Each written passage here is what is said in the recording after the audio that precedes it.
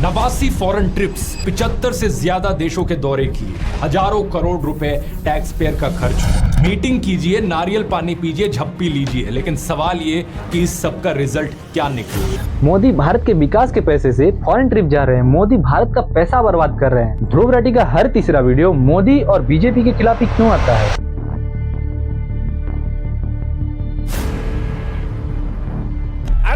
फकीर आदमी है, झोला लेके चल पड़ेंगे जी। लेकिन पूरी दुनिया में आपने ऐसा कोई फकीर देखा है जो 1,40,000 का चश्मा लगाता हो? डोनाल्ड ट्रंप के लिए तो पॉलिटिकल कैंपेन तक कर डाली। अब की बार ट्रंप सरकार वो देश के बाहर रह के देश के अंदर के लोगों को भड़का रहा है। मैं प्रधानमंत्री मोदी से कहना चाहूंगा, थोड़ी मर्यादा रखिए। मोदी डिक्टेटर बन गया, मोदी मुसलमानों का हक छीन रहा है और आरएसएस के नाथुराम ने गांधी को मार दिया और भी न जाने क्या किया। हालांकि अगर आप इस टाइप के लोगों में से हो जो प्रधानमंत्री मोदी को अपना भगवान मानते हैं, वो भगवान है हमारे, हम उनकी पूजा करते हैं। अरावली जैसे इतने बड़े टॉपिक पे ध्रुव राठी का एक वीडियो क्यों नहीं आया? क्या इसमें कांग्रेस का हाथ है? सारे क्रिएटर्स नहीं, सारे नहीं, बस 2 क्रिएटर्स बीजेपी को भारत से उखाड़ फेंकने के लिए जी जान लगा रहे हैं। पर क्यों?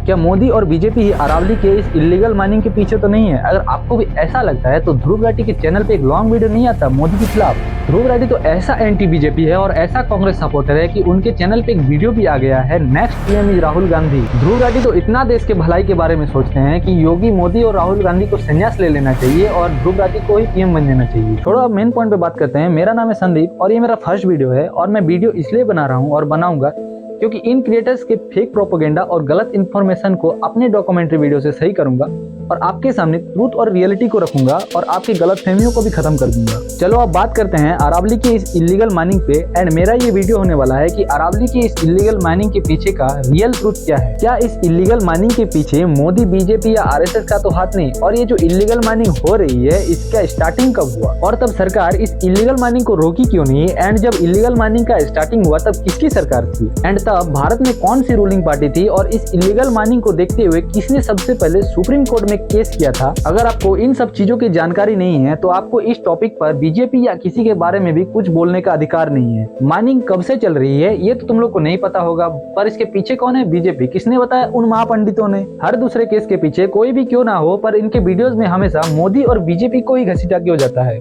चलो अब बात करते हैं अरावली पे कि अरावली पे कब से अवैध खनन यानी इलीगल माइनिंग चल रही है। देखो, माइनिंग तो अंग्रेजों के आने से पहले से चल रही है, लेकिन आजादी के 30 से 35 साल बाद ही अवैध खनन यानी इलीगल माइनिंग जोर शोर से चलने लगी। यानी 1970 और 1980 के बीच इलीगल माइनिंग स्टार्ट हो गई थी, लेकिन 1985 के बाद ये काम बहुत जोर और धड़ल्ले से चल रही थी। और जैसे ये क्रिएटर्स बताते हैं कि हर केस के पीछे बीजेपी का ही हाथ होता है, तो तुम लोग ये जान लो कि 1970 और 1995 तक कांग्रेस की ही सरकार थी। अरे भाई, बीजेपी तो इनफैक्ट 1996 में सरकार बना पाती है इलीगल माइनिंग पे कोर्ट के रोक लगाने के बाद। हाँ, तो जब इलीगल माइनिंग चल रही थी तब कांग्रेस सरकार ने इसे रोका क्यों नहीं? क्योंकि माफिया कांग्रेस सरकार की जेबें भर रही थी और इनके फंड में भी काफी पैसे आ रहे थे और इसी पैसे से ये लोग गरीबी हटाओ और डेवलपमेंट करो जैसे अभियान भी चला रहे थे। और आज भी इन जैसे पुराने घोटाले के पैसे से ही चल रही है कांग्रेस सरकार, क्योंकि नए घोटाले तो कर नहीं पा रही है कांग्रेस। जब इस इलीगल माइनिंग पे कुछ कर नहीं रही थी कांग्रेस सरकार, सिर्फ हाथ पे हाथ धरे बैठे पैसे कमा रही थी, तब इन सब अवैध खनन यानी इलीगल माइनिंग और नेचर हार्म को देखकर भारत के सबसे बड़े पर्यावरण वकील MC मेहता ने 1992 में सुप्रीम कोर्ट में यूनियन ऑफ इंडिया के खिलाफ केस कर दिया। तब जाके कोर्ट ने इस इलीगल माइनिंग पे रोक लगा दी। मतलब इससे साफ पता चल रहा है कि बीजेपी का इस इलीगल माइनिंग से कोई लेना देना नहीं है। इस केस में एक तरफ पैसा और दूसरी तरफ पर्यावरण थी। एक तरफ mining mafia, stone crushers, transporters और भ्रष्ट नेता थे और दूसरी तरफ कोर्ट इलीगल माइनिंग पे केस करने वाले और NGOs थे। मतलब इससे साफ पता चल रहा है कि एक तरफ पैसा और प्रॉफिट है और वहीं दूसरे तरफ पर्यावरण और इंसाफ है। और अब जाके कोर्ट ने एक डेफिनेशन रेडी किया है अरावली के लिए कि 100 मीटर से ऊंचा और 500 मीटर के आसपास में रहने वाले पहाड़ों को ही अरावली कंसीडर की जाएगी। मतलब जो लोग पहाड़ के इंसाफ के लिए लड़ रहे थे वो लोग जीत कर भी हार गए पैसे के सामने। पर इस डेफिनेशन को देख के लग रहा है कि जो काम इलीगली हो रहा था अब वो लीगली होगा, क्योंकि डेफिनेशन कहता है 100 मीटर से ऊंचा और 500 मीटर के आसपास वाले पहाड़ों को ही अरावली कंसीडर की जाएगी। लेकिन मैं इन्फॉर्मेशन के लिए आपको ये बता दूं कि सिर्फ 9% पहाड़ यानी 1048 पहाड़ ही इस डेफिनेशन को फुलफिल करते हैं। बाकी के जो 91% पहाड़ है या तो वो 100 मीटर से छोटी है या 500 मीटर से दूर है, यानी कि 11,000 1133 पहाड़ ऐसे हैं जिसे अरावली कंसीडर ही नहीं की जाएगी और उसे सुप्रीम कोर्ट भी रक्षा प्रदान नहीं करेगी। अब इसमें इलीगली माइनिंग करने की कोई जरूरत नहीं है, क्योंकि अब इसमें लीगली माइनिंग होगी। और मान लो माइनिंग हो भी रही है तो इससे क्या होगा? ज्यादा कुछ नहीं, जैसे राजस्थान में 128 पहाड़ों में से 31 पहाड़ गायब हो गए। क्यों? क्योंकि राजस्थान में ये डेफिनेशन पहले से लागू थी। उसी तरह 11,033 यानी पूरा का पूरा 91% अरावली भी गायब हो जाएगी।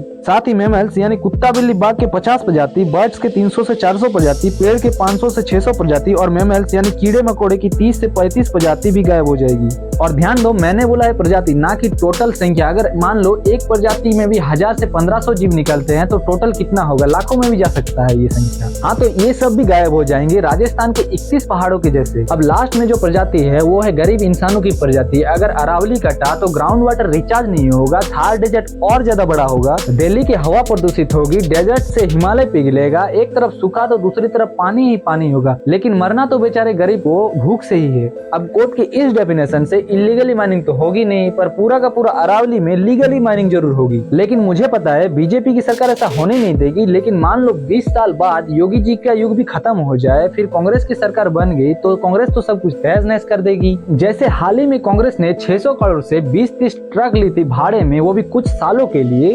उसी तरह अरावली को तोड़कर कांग्रेस पैसों का खिचड़ी बनाकर आपस में ही बांट लेगी। तो देखो, हमारे पास अरावली को बचाने के लिए बस एक लास्ट चांस है। तो तुम अपने दोस्तों और घर वालों से जरूर कहो कि इस अरावली को बचाने के लिए प्रोटेस्ट में जरूर हिस्सा ले। बाकी मैं ध्रुव राठी और इन जैसे क्रिएटर के लिए यही कहना चाहता हूँ कि ये खुद को बताते हैं हिंदू और तरफदारी करते हैं मुसलमानों की। ये खुद तो कहते हैं हम हिंदुस्तान के हैं, लेकिन वीडियो बनाते हैं गाजा पर। खुद रहते हैं देश के बाहर और भड़काते हैं देश के अंदर के लोगों को। और ये मैं सिर्फ बोल नहीं रहा हूँ, प्रूफ के लिए ध्रुव राठी के चैनल पे जो मैंने बात बोला है उन सब का वीडियोस भी पड़ा हुआ है। मान लो अगर मोदी जी की जगह योगी जी पीएम बन जाए तो इन मुसलमानों और आसिम मुनीर आतंकवादी का क्या हाल होगा। अगर आपको भी इस टॉपिक पे वीडियो चाहिए तो मेरे चैनल को सब्सक्राइब जरूर करना नेक्स्ट वीडियो के लिए। अब की बार योगी सरकार, इसमें आपकी क्या राय है कमेंट करके जरूर बताना। चलो, जय हिंद, बाय।